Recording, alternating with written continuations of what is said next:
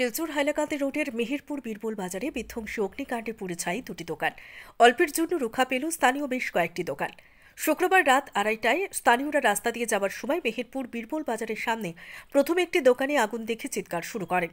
আগুন নেভানোর কাজে নেমে পড়েন স্থানীয়রা। খবর পাঠানো হয় দমকল কার্যালয়ে। স্থানীয়দের সাহায্যে অগ্নি নির্বাপক দপ্তরের কর্মীরা আগুন নিয়ন্ত্রণে আনতে সক্ষম হন। অল্পের জন্য রক্ষা পায় স্থানীয় বেশ কয়েকটি দোকান।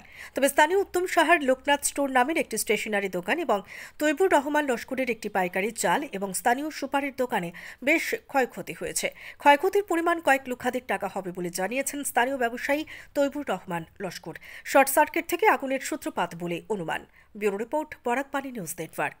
গতকাল রাত্রে আপনার 2:30টার সময় আগুন লাগছে। রাস্তা বা মানুষ যখন যার মেহেরপুর বীরবল বাজার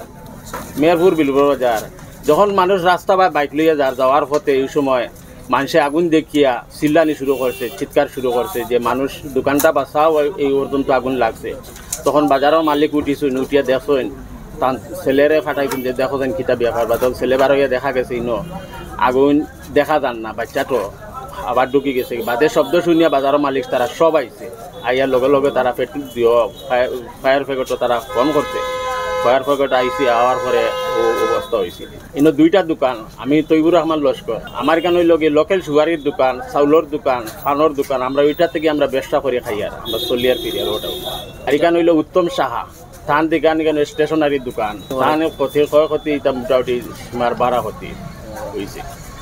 আমরা সরকারও কিছু জিনিস দাবি চাই আর যদি আমরা সাহায্য সহায়তা করেন, মানে সরকারে যদি কোনো সাহায্য সহায়তা করে তাহলে আমরা ওটাও আশা ভরসা করি।